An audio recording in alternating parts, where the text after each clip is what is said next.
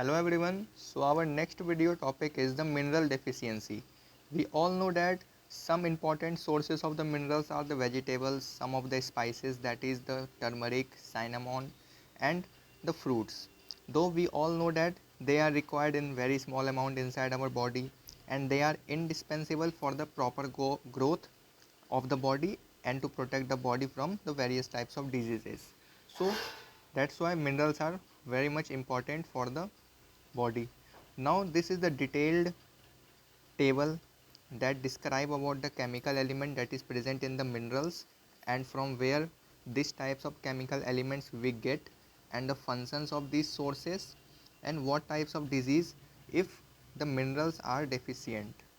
Now starting with the first name, that is the calcium, that is the chemical element which is known by the calcium.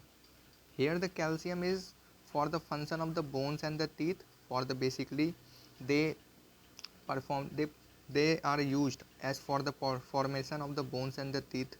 Sometimes these are required for the blood clotting and muscles activity. So from where we will get this calcium? So the food items such as the cheese, milk, eggs, green leafy vegetables and pulses and the meats. So these are the food items from where we will get the calcium element, and from these calciums these types of body functions are working. Now the deficiency disease which cause due to the deficient of the calcium, which is the rickets and the brittle bone, that means the bones become so much thin, sometimes excess bleeding, because we have seen in the functions that the blood clotting is also depends on the calcium inside our body. So if the calcium is absent or if there is deficient of the calcium inside the body, so there may be high chance of the excess bleeding from any part of the wound. Next deficient disease, that is the bad muscles movement. Now moving to the second, that is the chemical element, is the phosphorus. So from where we get the phosphorus? This is present in the fish, egg, meat, milk, cheese and some potatoes. Now these are required inside the body for the proper bones and teeth formation. Sometimes they are required for the nucleic acid formation and sometimes in the energy transfer inside the cell in the forms of ATP through the process of respiration. So phosphorus is required in the body for the bones and the teeth formation, sometimes in the energy transfer and sometimes in the formation of nucleic acid that is required in the body for various types of activity. Now the deficiency disease of this phosphorus, if phosphorus is lacking inside our body, then what type of disease that they can cause? So first one is the bad bones and the teeth body. Basically there may be high chance of the bones become so much thin and the teeth become so much weak that maybe fall off, and sometimes we feel weaknesses due to the absence of the phosphorus. Now our next chemical element is the potassium. Here potassium is present in the food items such as the beef, egg, milk, cheese and potatoes. We will observe here that if we are talking about the calcium, phosphorus and potassium, all the food items, that is the cheese, milk, egg and meat, these are commons in both of these three chemical elements. So we will, if you ask or if you have to answer the food items or the food sources from where we get the calcium, phosphorus and the potassium, so you can easily answer these, because these three things or four things are common in all of these chemical elements such as the cheese, milk, eggs, fish, egg, meat, or here also the meat, egg, milk, cheese. So these three are basically common in the food items, and these food items contains these type of chemical elements such as the calcium, phosphorus and the potassium. Now what are the functions of the potassium that performs inside the body? So they basically regulate the nerve impulse that is present inside the body in the nervous system. So they basically conduct the nerve impulse from one point of the body to the another point of the body, that is the brain and to the spinal cord. And if there is deficient or there is lack of these potassium, so our body feels sometimes of muscles weakness, and sometimes it also causes to the paralysis of the body parts. So our next is the sodium. Now the food item, that is the salt, cheese, bread and butter, These types of food items contains the high amount of the sodium, and these are required for sometimes of the osmo control blood and for the flow of the tissue, or we can say for the tissue fluid. They are also helpful for the nerve impulse conduction, and these are also beneficial for the gastric juice formation inside our stomach for the digestion of various types of food items. That's why sodium is also helps in the digestion.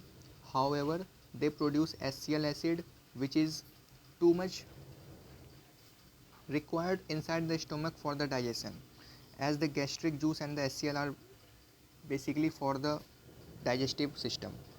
Now the deficiency disease that caused due to the lacking of the sodium is the dehydration inside the body, and sometimes it feels extreme weaknesses. Our next one, that is the magnesium. Food items that contain the magnesium is the cheese and the green vegetables. So these are basically for the energy transfer through the ATP, and sometimes these are basically common for the bone and teeth formation, or for the strong and the fixed bone and teeth.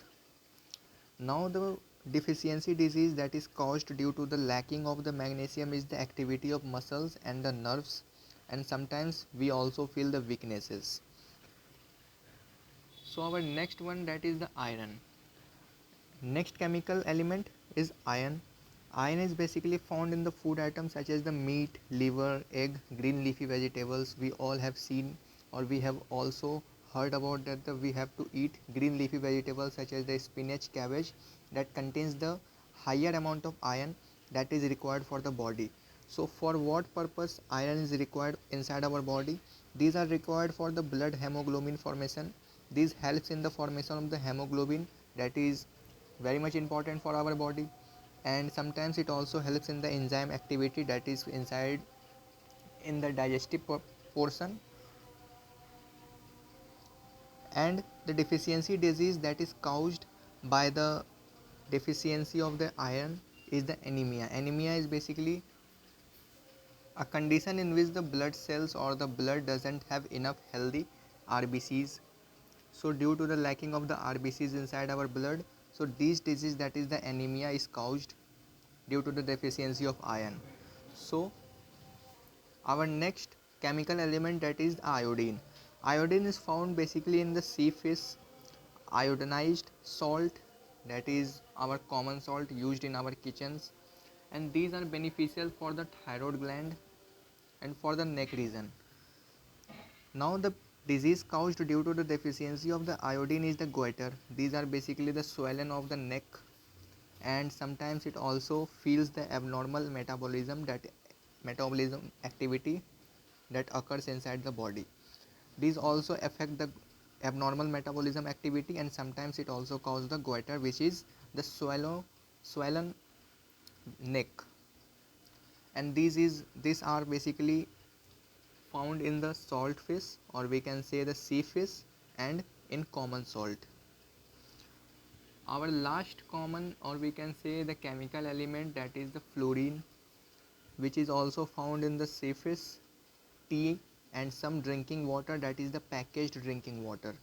So these are also for good for the bones and the teeth formation, and if fluorine is absent or fluorine content is lacking inside our body, so we will able to suffer from the dental cavities disease. So this was about the mineral deficiency and their deficient disease, and from where we can complete, or we can take our minerals inside the body, or the sources of the minerals and the respective functions. So in the next part of the video we will understand about the protein and the carbohydrates, that is the energy deficiency. Till then, thanks for watching this video.